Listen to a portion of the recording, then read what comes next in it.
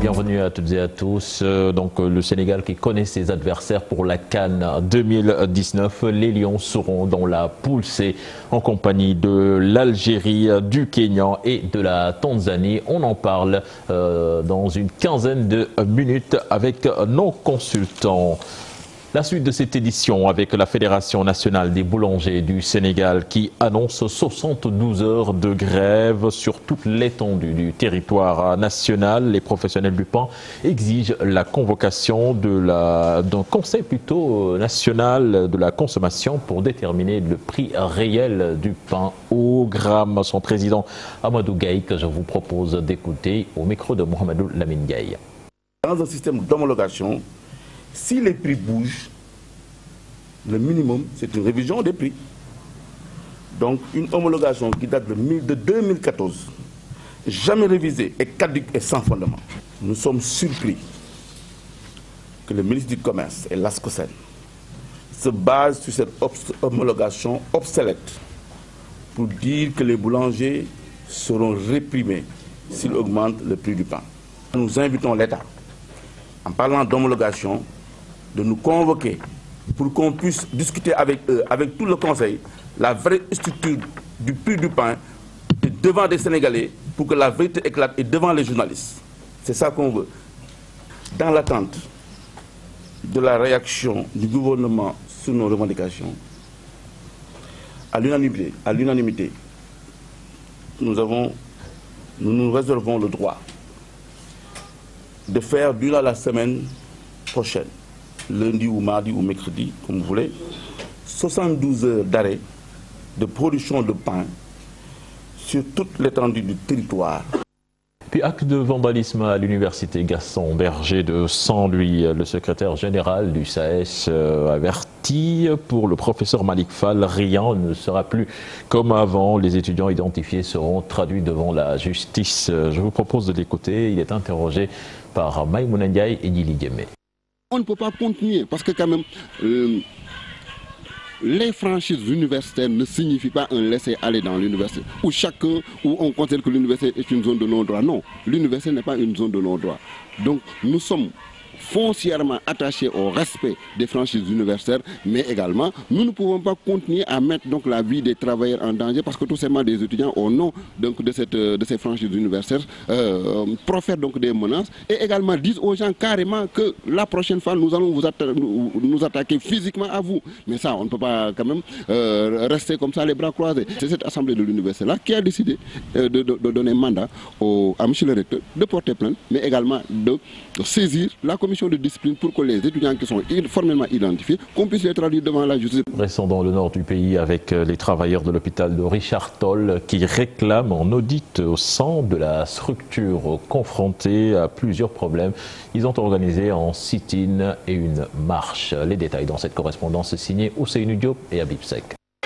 Le personnel de l'hôpital de Richard Toll a battu le macadam pour dénoncer la mauvaise gestion, le manque de médicaments notés au sein de la structure sanitaire, mais aussi le retard de leur salaire. Très remonté contre la direction de l'hôpital, ces travailleurs ont mis à profit le sit-in et la marche qu'ils ont organisée pour lister leurs problèmes. Il y a 3 mois, nous observons des sittings au niveau de l'hôpital, mais aujourd'hui nous préférons de sortir dans la rue parce que l'hôpital est dans des difficultés très sérieuses. Nous sommes dans des situations catastrophiques. L'hôpital est dans des situations catastrophiques. Un hôpital où tous les services aide de diagnostic ne fonctionnent pas. Le labo ne fonctionne pas. Nous sommes vraiment fatigués. Parfois, on nous prescrit des médicaments dont l'hôpital ne dispose pas. Même les gants s'achètent au niveau de cet hôpital. En ce qui concerne les analyses, il faut 15 jours pour avoir les résultats. Souciés de leur situation, les travailleurs de l'hôpital de Richard Toll interpellent l'État et l'invitent à mener des audits sur la gestion de la direction et son mode de recrutement. On doit faire une analyse d'NFS, il faut aller jusqu'à 25 km pour faire l'NFS. Il n'y a pas de médicaments dans la pharmacie. Sinon, les médicaments disponibles sont réservés exclusivement pour les membres de la mutuelle de santé de l'Union départementale de Dagana. Dans cette histoire, ceux qui en souffrent le plus sont les malades car selon eux, l'hôpital est presque inexistant. Et cela continue à aggraver leur situation. Nous déplorons le manque de personnel et de médicaments au sein de l'hôpital. Nous interpellons les autorités pour des solutions durables.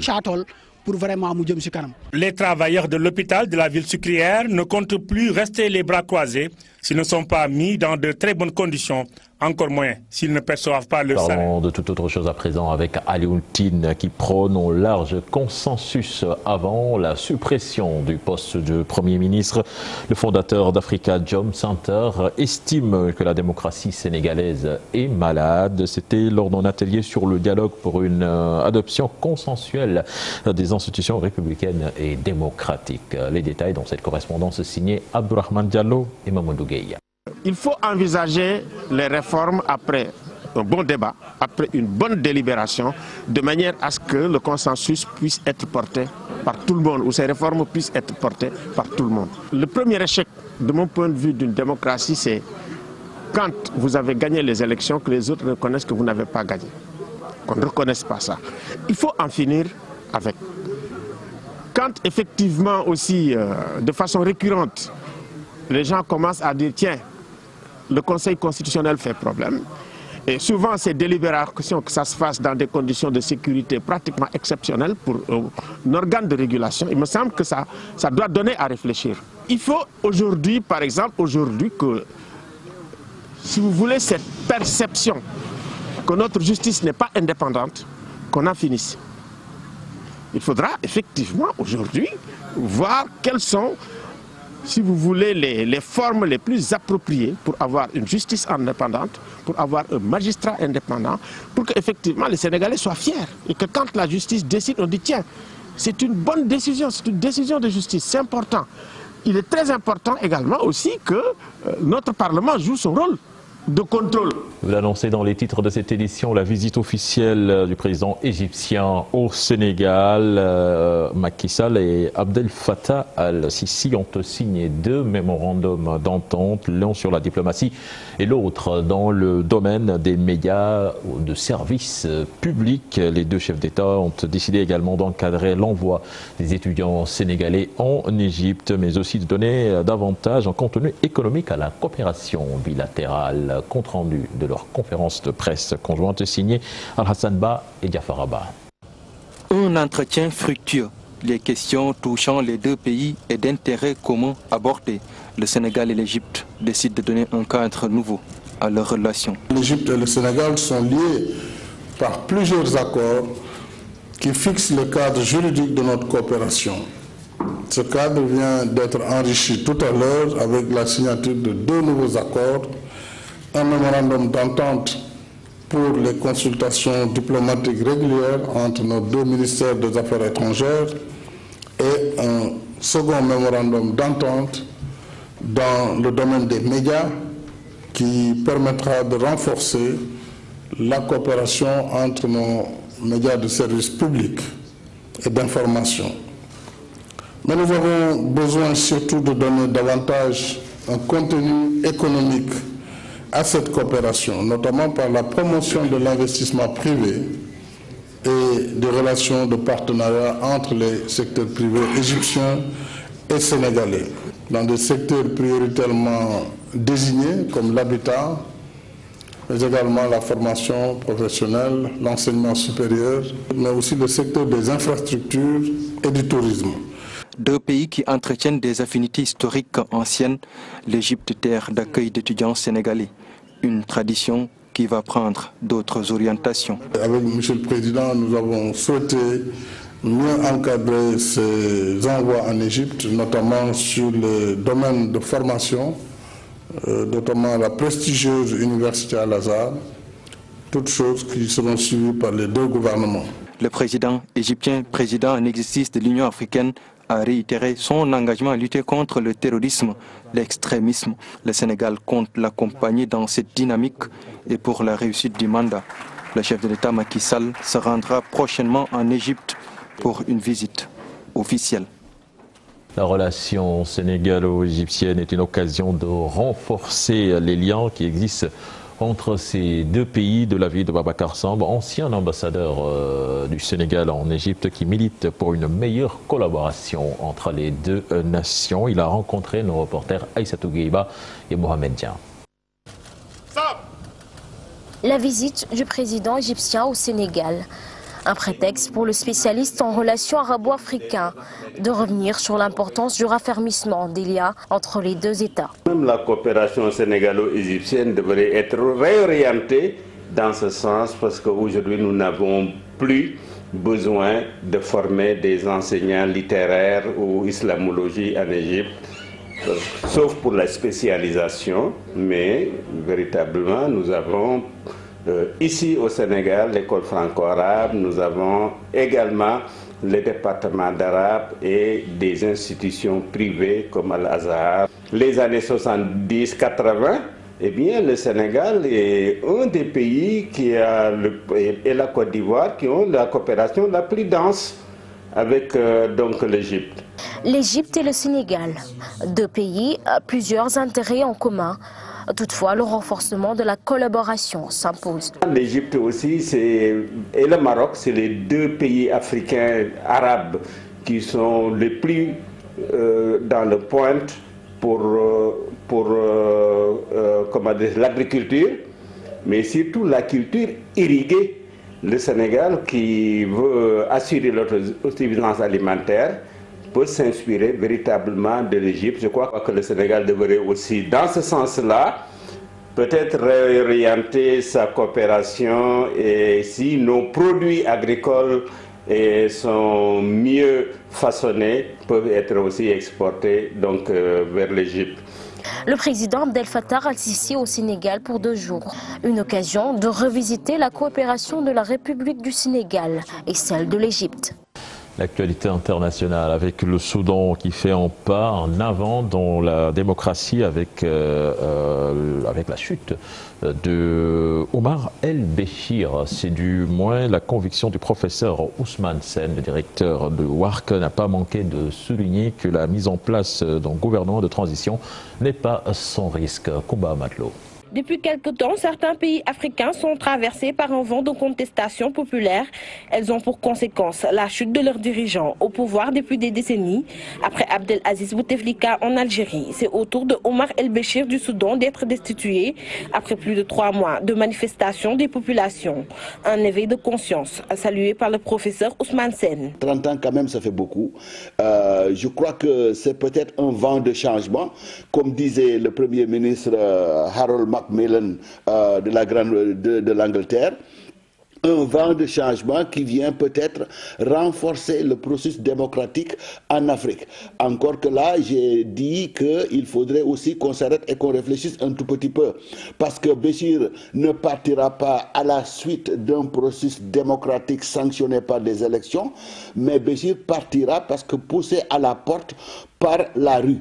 La mise en place d'un gouvernement de transition, un pas en avant dans la démocratie, mais qui constitue peut-être un risque, avertit le directeur du WARC. C'est une bonne chose, tout en se méfiant du fait que les militaires ont déjà fait parler d'eux dans la politique en Afrique et ce ne sont pas les meilleurs pour pouvoir régler ce genre de solution. La meilleure, c'est la démocratie et la participation civile. Exactement. Les militaires n'ont pas dit qu'ils vont donner le pouvoir dans 90 jours, ils ont dit dans 2 ans. Voilà, donc tout ça, donc on a un problème qui est réglé, mais on a aussi d'autres problèmes qui sont posés sur la table. De plus en plus, les peuples africains semblent vouloir mettre fin au règne des dirigeants qui s'éternisent au pouvoir après le printemps arabe, qui a ébranlé plusieurs chefs d'État, dont Kadhafi. La révolution burkinabèse en 2014 place maintenant au Soudan. Nous parlons culture à présent. L'album Man Man d'Habib Faye et d'Ablaye Sissoko sur le marché 1 an. Après la disparition du bassiste du Super Étoile, le choriste parle de legs pour les générations futures, comme vous allez le voir dans cet élément signé Aïssatou Paye et Ababakar Kamara. Il avait envie de faire quelque chose avec Habib Faye. Ils se sont croisés. Résultat, un duo d'instrumentistes.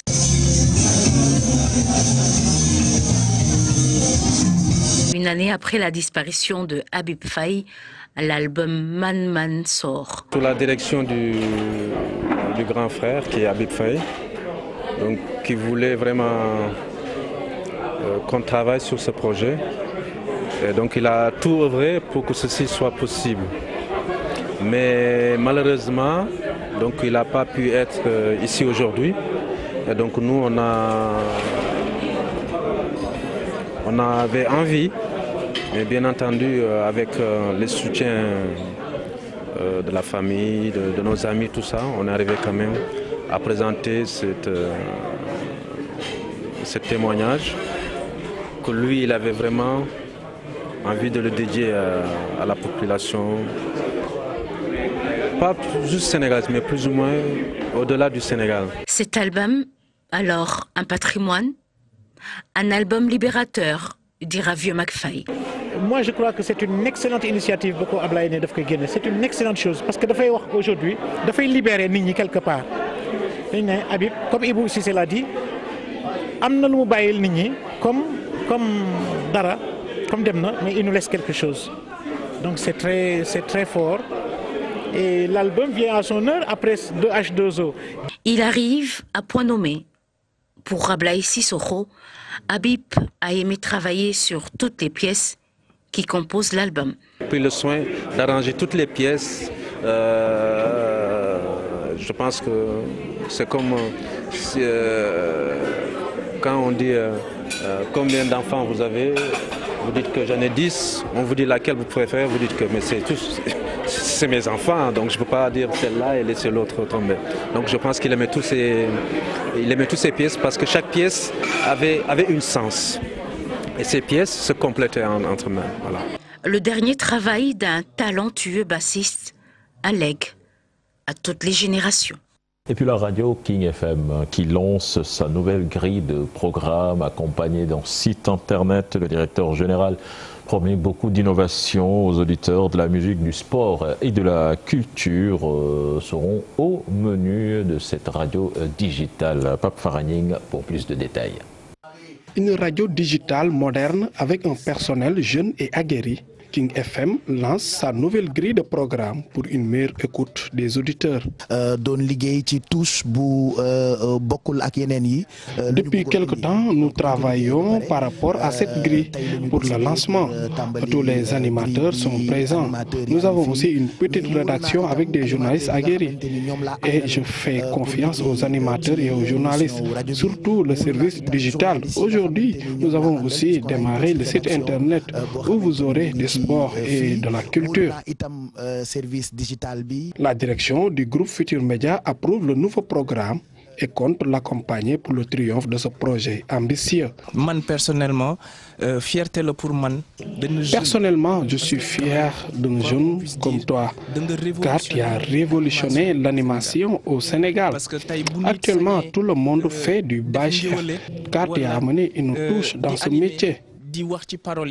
Je remarque quelque chose d'assez exceptionnel ici. Il y a une énergie énergie palpable. Et ça, c'est très bon signe. Je pense que c'est parti pour être, voilà, encore une fois, un succès. Le directeur général de King FM, Pape Cheikh Diallo et son équipe promettent aux auditeurs de la 99.4 des programmes alléchants avec des sports, de la culture, un site internet, de la musique à gogo, bref, allier l'utile à l'agréable.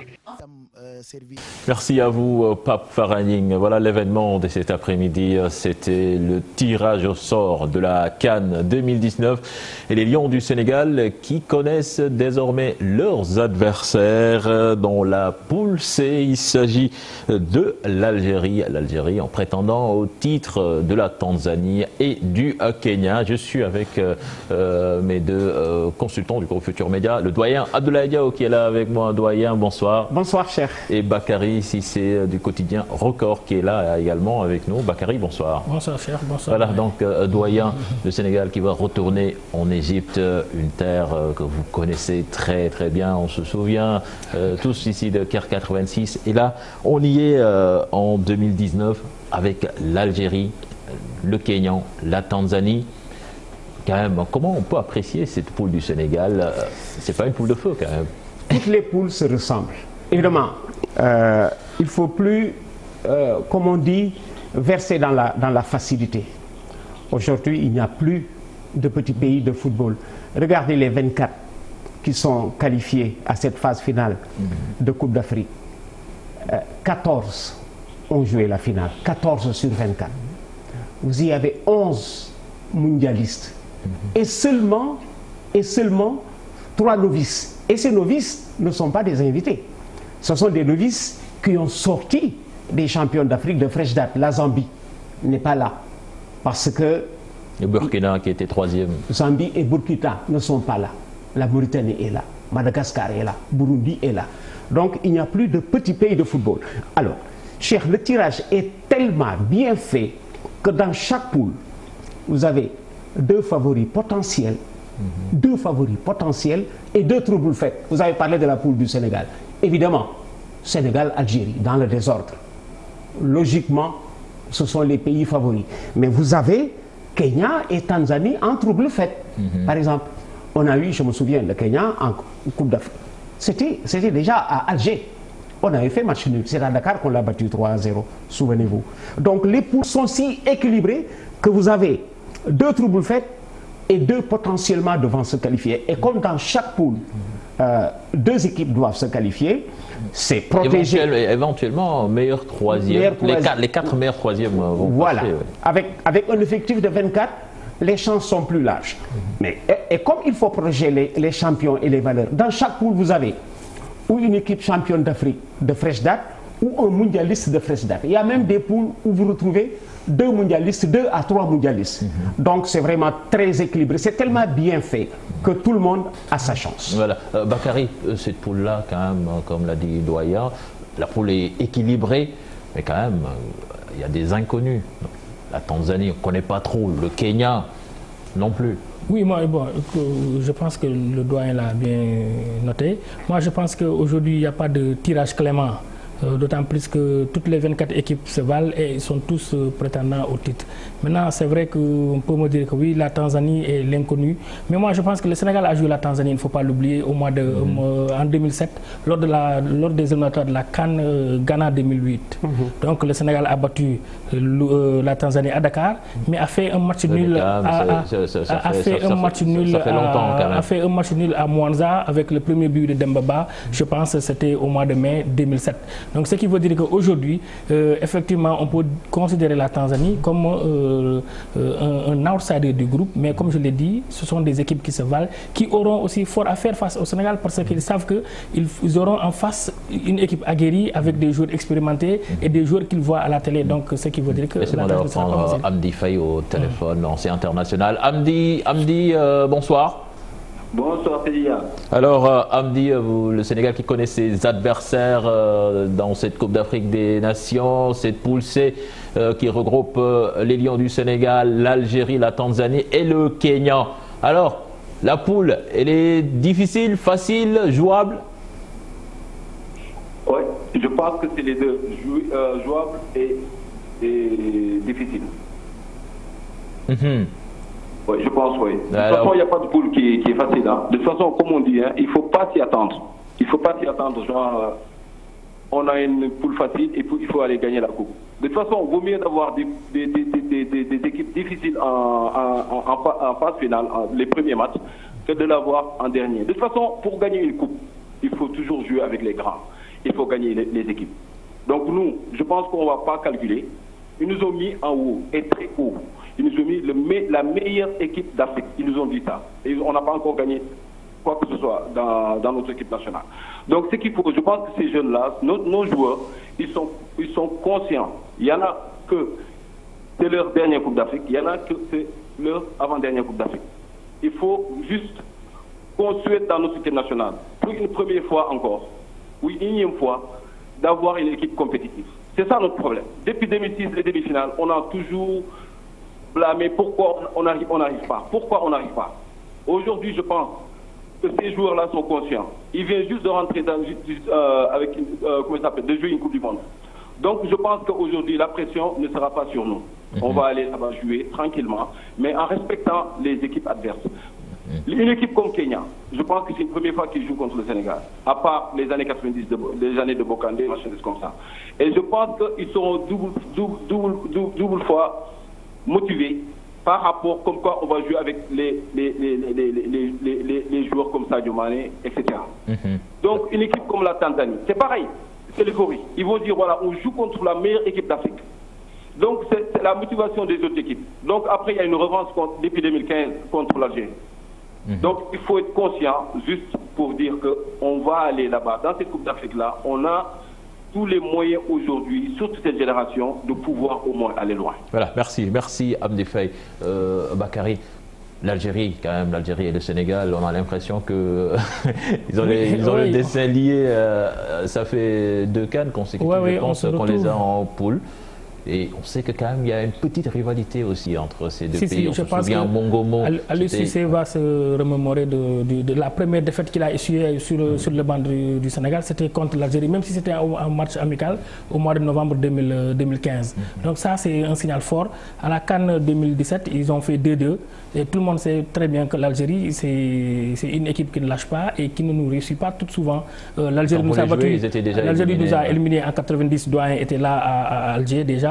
L'Algérie nous a éliminés en 2015 avec Giresse à Mongomo. Et cette Algérie-là, aujourd'hui, le Sénégal l'a sorti en 2017 à la CAN Gabon 2017. Cette Algérie-là, aujourd'hui, ne voudra pas vous laisser le Sénégal passer comme ça. Donc, Doyen l'a dit, dans le désordre, on peut considérer l'Algérie et le Sénégal comme étant les favoris du groupe. Mais attention, il y a le Kenya qui est là. Le Kenya qui a failli nous tenir tête ici à Dakar en 2012 quand on préparait la CAN organisée par le Gabon et le Ghana. C'était à Dakar, le Sénégal a battu par 1-0, mais c'était un match très difficile.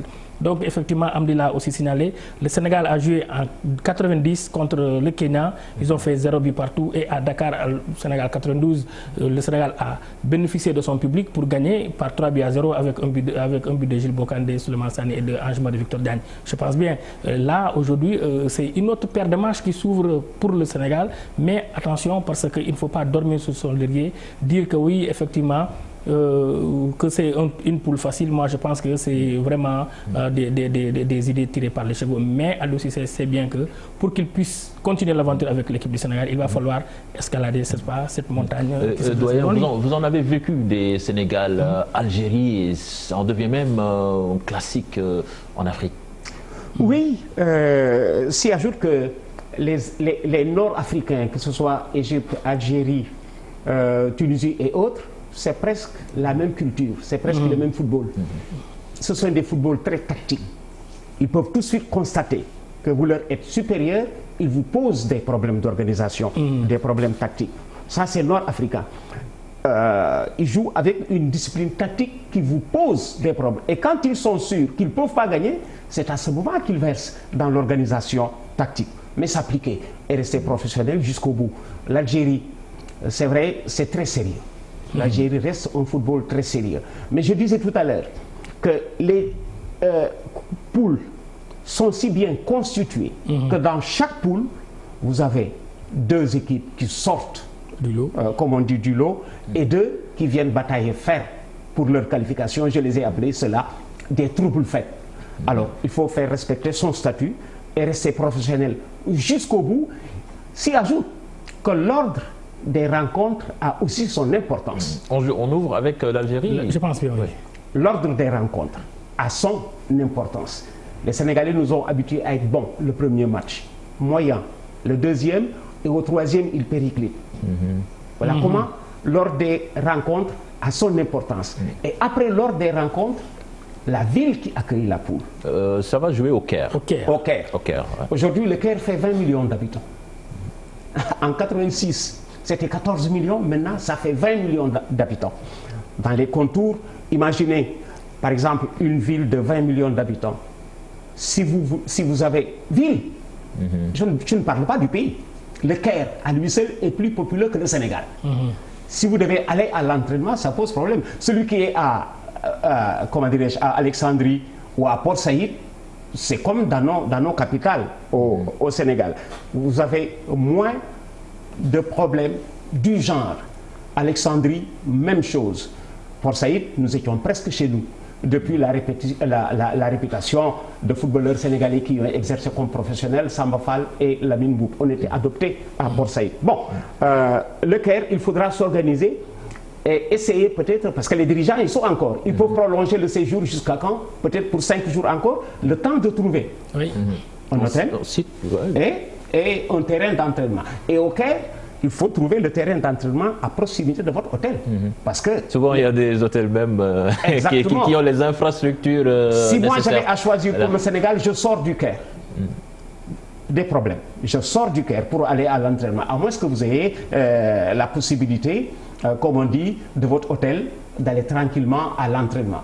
Mais tout ça se négocie. Voilà comment le séjour des dirigeants, je les ai vus tout à l'heure, peut tirer sur une semaine le temps de trouver l'hôtel et combiné avec le terrain d'entraînement, surtout au Caire, 20 millions d'habitants, vous ne pouvez pas bouger comme vous voulez. Pour en finir avec ce Sénégal-Algérie, quand même ce sera un match également entre Riyad Mahrez et Sadio Mané.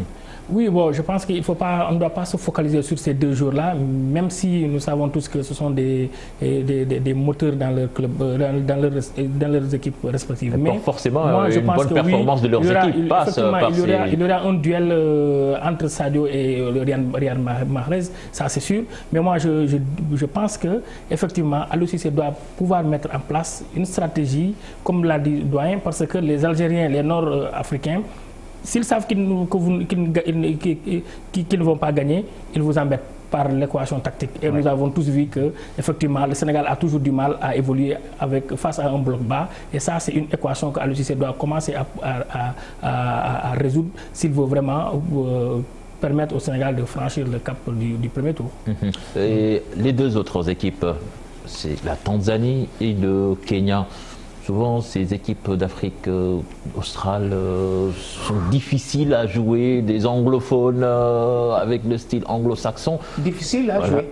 C'est ce que les lutteurs appellent combat bidouyak. Alors, ces équipes-là, quand vous les jouez, ça existe aussi en football. Oui. Une équipe persuadée qu'elle ne peut pas gagner, parce que c'est le seul sport collectif, le football. C'est le seul sport collectif dans lequel, face à un adversaire qui vous est supérieur, vous pouvez choisir de ne pas perdre. Et quand on choisit de ne pas perdre, on choisit aussi de ne pas gagner. De ne pas gagner. Je ne peux pas gagner. Donc je choisis de ne pas perdre. Je joue bas, créer la supériorité numérique. Ça arrive en football. Oui. C'est le seul sport collectif qui dégage cet aspect, le football. Mais il faut négocier tout ça. Ne pas se presser. C'est un championnat dans lequel 1-0 a la valeur de tout de suite 3-0, puisqu'au bout de 3 matchs, vous oubliez ce que vous avez fait pour entrer dans la phase des matchs couperés. Mais ce qui est sûr, il faudra les respecter. Rester professionnel jusqu'au bout, respecter autant Kenyans que Tanzaniens pour bien les négocier. Le danger, Bakary, avec ces équipes, c'est qu'ils viennent à la CAN hyper motivés et en plus avec une fraîcheur, je ne sais pas, parce que c'est pas souvent des professionnels qui évoluent en Europe, donc qui ont moins de matchs, qui jouent souvent en Afrique avec moins de matchs, ce qui veut dire qu'ils vont venir avec plus de fraîcheur physique. Oui, ils viendront avec plus de fraîcheur physique, mais je pense que ça aussi, ça pourrait être un handicap pour eux parce qu'ils auraient coupé pendant 1 mois leur championnat. Respectifs. Donc aujourd'hui, au mois de mai, le Sénégal finit. Je pense bien que nous allons donner les détails dans le journal Record, la date du début du regroupement et où est-ce que le regroupement aura lieu. Et je pense qu'effectivement, l'équipe du Sénégal aura 3 semaines de stage de préparation et ça pourra quand même booster les joueurs. Ça pourra permettre à Aliou Cissé de se retrouver, n'est-ce pas, avec ses joueurs pour mettre en place une stratégie et répéter leur gamme qu'ils pourront faire pour permettre de faire face à ces équipes-là. Effectivement, Cher, vous l'avez dit, ces équipes-là, en venant jouer contre le Sénégal, ils seront hyper motivés parce qu'ils ont l'habitude de voir les footballeurs sénégalais pour la plupart sur le petit écran et ça sera l'occasion pour eux de se jauger à ces derniers et pour vraiment tirer leur équipe vers le haut et montrer que s'ils sont là, ce n'est pas pour rien qu'ils vont participer à la compétition. C'est des joueurs qui suivent beaucoup le championnat anglais. Alors avant de terminer, Doyen, quand même, pour une bonne compétition, pour entrer vraiment de plein pied dans cette compétition, il va falloir une très bonne préparation. Préparation, c'est vrai que nous sommes aussi tributaires de leur programme européen. Les Rennais vont jouer la finale de la Coupe de France. Mbaye Niang et Sarr, Ismaïla. D'autres auront peut-être un programme moins démentiel. Je croise les doigts pour Sadio Mané, qui est presque en demi-finale de Coupe d'Europe. Il est logé à la même enseigne, les Égyptiens nous diraient, il est logé à la même enseigne que Mohamed Salah. Alors, à ce niveau, les équipes constituées d'une base locale, peuvent prendre le devant. Parce que nous attendons non professionnels. Quel est le non professionnel de l'équipe du Sénégal? Ils vivent tous presque en Europe aujourd'hui. Donc, vous êtes tributaire de leur programme européen. J'en ai vu qui souhaitent tout de suite l'élimination de leur équipe pour disposer à temps de leur effectif. Bon, c'est un mal pour du bien, puisqu'ils compétissent au plus haut niveau. La préparation, Aliou Cissé vous direz, vous aurez pu concocter pour moi un programme. Parce que vous savez que les joueurs sont à l'extérieur. Une fois libres, on verra comment ça va se faire. Ils ont le temps de revenir rapidement à Dakar, parce que c'est aussi la première CAN qui se joue à la morte saison dans le monde. Ça change. La première CAN qui se joue à la morte saison. Les professionnels vous disent, tant mieux, ce sera une année de football, parce que nos vacances seront consacrées finalement à la Coupe d'Afrique, mais ça vaut la peine d'être vécu pour une Coupe d'Afrique des Nations, comme on dit, qui s'est refusée à nous dernièrement, parce que je rappelais que notre dernière CAN avait été une CAN sans défaite, qui a rappelé celle de 2002, sans défaite, pour perdre à l'épreuve du tir au but contre le Cameroun. 2017, sans défaite, tir au but contre le Cameroun, qui finalement est sacré.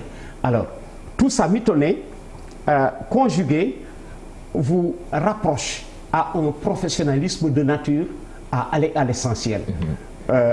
Comme on dit, être présent quand c'est dur, contre l'Algérie ce sera sérieux, et avec les autres, être professionnel et sérieux. Et justement, ces matchs amicaux, Bakary, quand même, il va falloir sérieusement se pencher dessus, puisqu'on connaît déjà nos adversaires et ça va faciliter le choix. Oui, je pense que juste bien avant la fin de la compétition, Aliou Cissé a déposé son plan de programme au niveau de la Fédération sénégalaise de football avec une envie de jouer 2 matchs amicaux, un à Dakar et un autre dans le site où l'équipe va procéder à son stage. Donc, ce qui veut dire quelque part qu'effectivement, aujourd'hui, pour que l'équipe puisse se retrouver et reprendre ces repères-là, il va falloir organiser ces matchs amicaux. Merci Bakary. On fait signe que Maître Augustin Senghor, le président de la Fédération sénégalaise de football, est en ligne. Monsieur Senghor, bonsoir.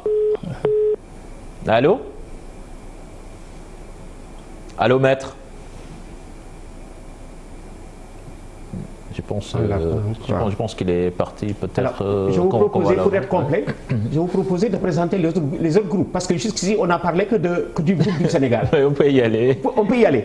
Alors, groupe A, Égypte, Zimbabwe, Ouganda, RD Congo. Vous y avez 2 anciens champions d'Afrique et 2 troubles faits, comme je le disais. Groupe B, Nigeria, Guinée-Conakry, Madagascar et Burundi. Là aussi, vous avez la Guinée-Conakry, on l'oublie, qui a été anciennement vice-champion d'Afrique, et le Nigeria épouvantail. Groupe C, Sénégal, Algérie, Kenya, Tanzanie, nous l'avons déjà présenté. Groupe D, Maroc, Côte d'Ivoire, Afrique du Sud. 3 anciens mondialistes, et tous les 3 ont gagné la Coupe d'Afrique. Namibie est seul trouble fait. Alors là, si vous voulez parler d'un groupe difficile, celui-là en est un. Maroc, Côte d'Ivoire, Afrique du Sud. Groupe E, Tunisie, Mali, Mauritanie, Angola, l'Angola qui revient, Mauritanie, comme on dit, qui se jette dans le grand bain, Tunisie, Mali, logiquement, la faveur des pronostics. Et groupe F, Cameroun, Ghana, 2 des pays les plus titrés, anciennement représentants du continent à la Coupe du Monde, le Bénin, qui refuse de mourir, et qui existe encore heureusement, et la Guinée-Bissau, aussi trouble fait. Rappelons que le Cameroun, sur le chemin de son sacre, s'est qualifié devant la Guinée-Bissau au profit d'un sursaut d'orgueil, puisque longtemps mené par la Guinée-Bissau 1-0, je ne sais pas si c'est images. Voilà, longtemps mené 1-0 par la Guinée-Bissau. C'était d'ailleurs le but de la Guinée-Bissau. L'un des buts les plus jolis même de la compétition. De la CAN dernière, le but de la Guinée-Bissau. Finalement, ils ont perdu par 2-1.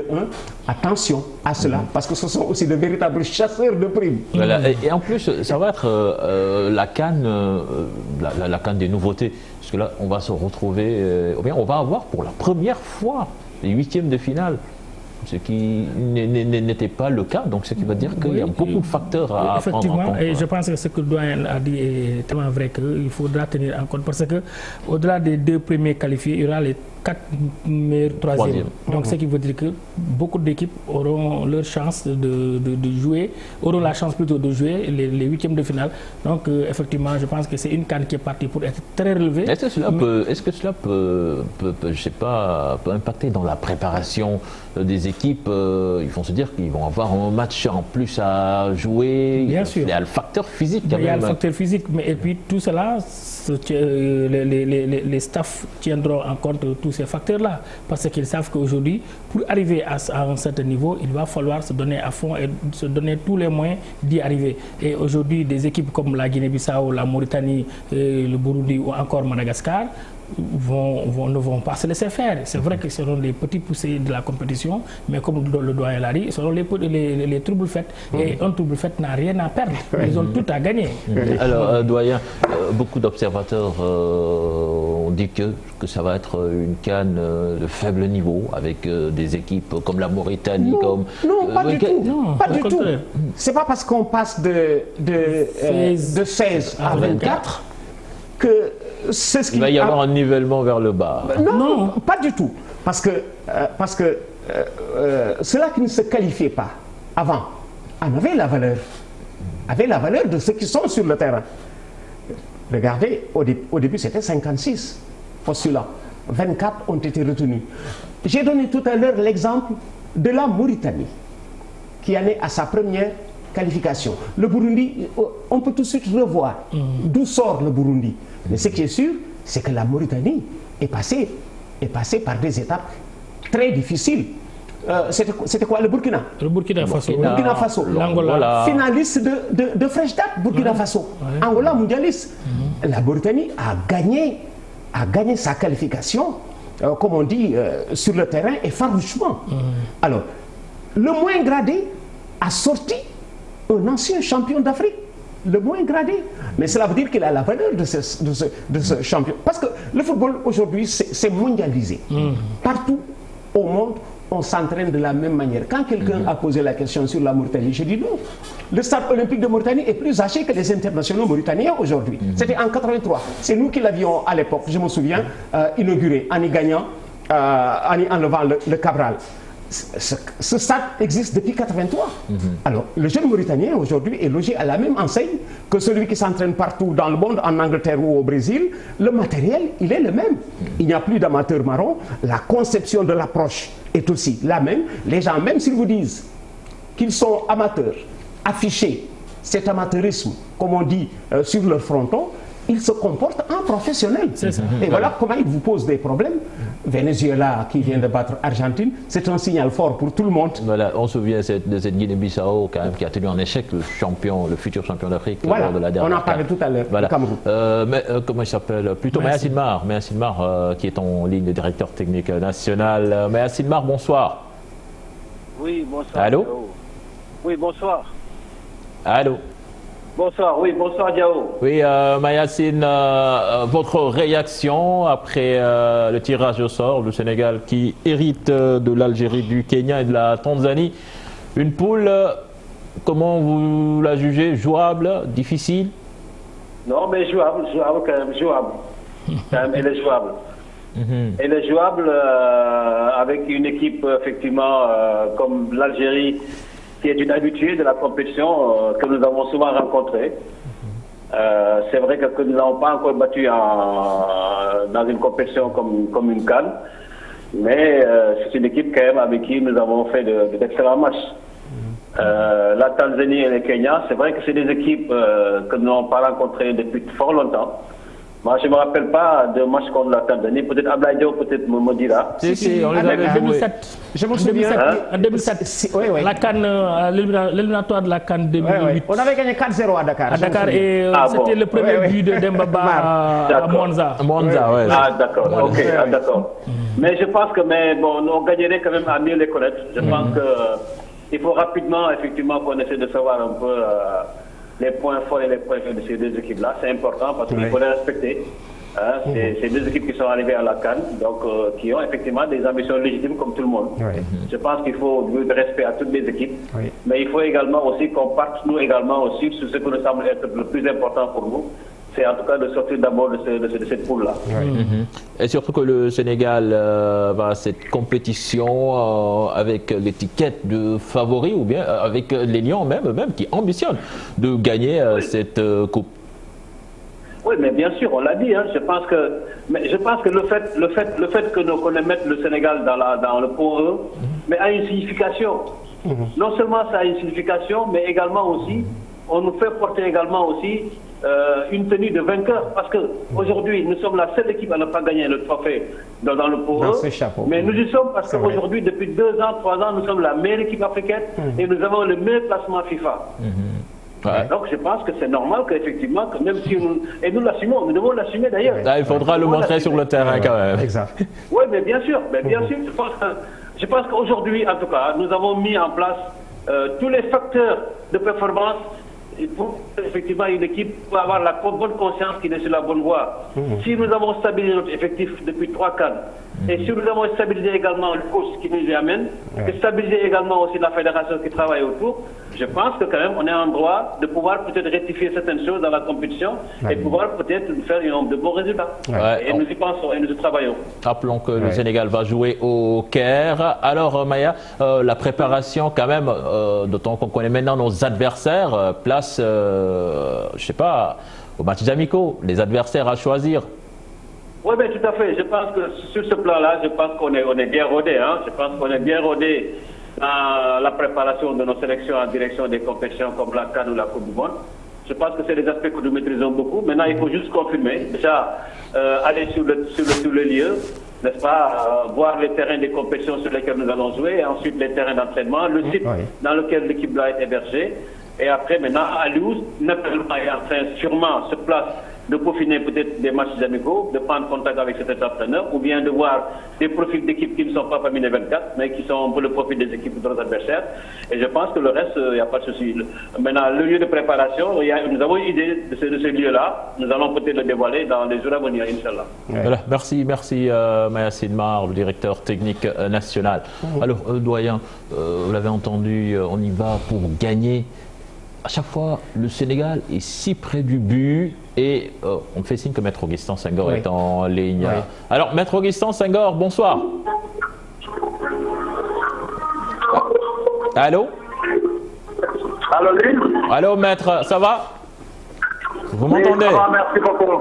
Voilà, Maître, vous êtes en Égypte, vous avez suivi en direct le tirage au sort de cette CAN. Alors, la poule du Sénégal, comment est-ce que vous la jugez?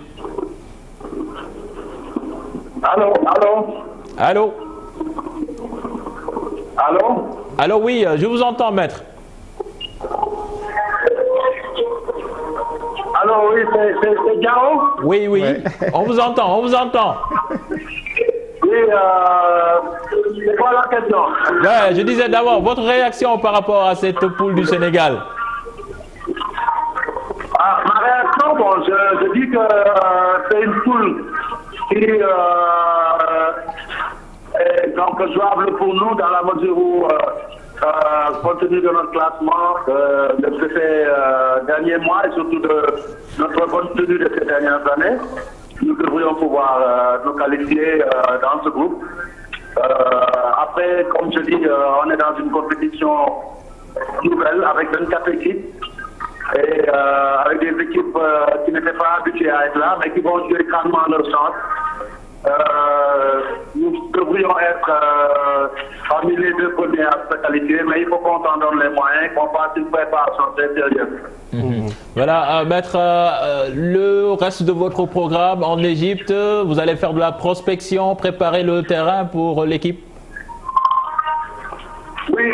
Dès demain, comme on sait déjà qu'on sera basé au Caire et on va évoluer au stade du 30 juin. La délégation fédérale comprise composée par le président. Voilà. Voilà. Oui, voilà, merci maître. La liaison n'est pas... Merci beaucoup. Voilà, merci et du courage. Alors, doyen, on le disait, le Sénégal veut gagner cette coupe. À chaque fois, on est si près du but, mais on ne passe pas. Quelle est la clé? On parle de préparation psychologique, tout ça, pour bien armer les gosses. Le désir de gagner a aussi son importance. Nous sommes dans une phase finale de Coupe d'Afrique. Les matchs qui tombent les uns après les autres, au rythme d'un match tous les 3 jours, ça peut changer les habitudes. Vous pouvez voir quelqu'un qui ne sort pas d'une poule au rythme d'un match tous les 3 jours et qui se serait qualifié sur un championnat étalé sur 1 mois. Qui se serait qualifié. J'ai dit tout à l'heure que les Sénégalais nous ont habitués à être bons le premier match. Sénégal-Pologne. Moyen, le deuxième match. Sénégal-Japon. Et puis, le troisième match, pantouflard, on ne les reconnaît pas. C'est un discours qu'il faut tenir. Leur faire comprendre que le championnat ne se résume pas à vouloir gagner, comme on dit, mieux coté que soi. Parce que les Sénégalais sont bons quand ils ne sont pas donnés favoris. C'est là qu'ils sont bons. Contents de jouer la France en match d'ouverture. Sauf que là, quand même, content de jouer on est placé parmi les favoris. Oui, content de jouer l'Égypte au Caire en match d'ouverture de la CAN, etc. etc. Mais c'est une phase finale de Coupe d'Afrique des Nations. Chaque match a son importance. Évidemment, ça ne se décrète pas. Je vais gagner. Vous prenez le match l'un après l'autre. Et ce dont je suis sûr, Aliou Cissé va partir des derniers faits de la dernière CAN. On n'a pas été battu. Je disais à quelqu'un le soir où le Cameroun nous a éliminés à l'épreuve du tir au but. Maintenant, je souhaite au Cameroun de gagner la Coupe d'Afrique. Après que le Cameroun nous ait éliminés à l'épreuve du tir au but. Mon souhait le plus ardent, c'était de voir le Cameroun gagner la Coupe d'Afrique. Parce que si le Cameroun gagne la Coupe d'Afrique, il nous renforce mentalement. Il dira... Partout j'ai gagné, à l'exception de mon match contre le Sénégal. Et là, ça peut aussi, comme on dit, renforcer les Sénégalais qui désormais savent à quoi s'en tenir au moment de descendre dans un match comme celui-là. Bon, moi, je pense à ce sujet, je pense bien que effectivement, le Sénégal a du mal à gérer les grandes compétitions. Au-delà de l'aspect logistique, il y a la gestion humaine des joueurs. Donc, le doyen l'a dit, on est bon au premier match, moins bon au deuxième match et mauvais au troisième match. Pourquoi? Moi, je pense qu'il y a cette approche psychologique qui reste à gérer. D'abord, la cohabitation entre les joueurs. J'insiste dessus et j'ai l'habitude d'insister dessus. Je pense qu'aujourd'hui, c'est la cheville ouvrière, c'est le talon d'Achille de cette équipe-là. La cohabitation, surtout la cohabitation. Que les fédéraux comprennent qu'effectivement, ils doivent revoir leur communication à l'interne pour pouvoir bien gérer, n'est-ce pas, cette équipe-là. Sinon, ça risque d'être une simple promenade. Merci Bakary, merci doyen Abdoulaye Diaw. On vous donne rendez-vous lundi dans Sport à la Une pour encore débriefer sur ce tirage au sort. Prochain rendez-vous pour l'information, ce sera à 0h avec le tout en images. Excellent suite de programme en compagnie de la Télé Futurs Médias. Au revoir.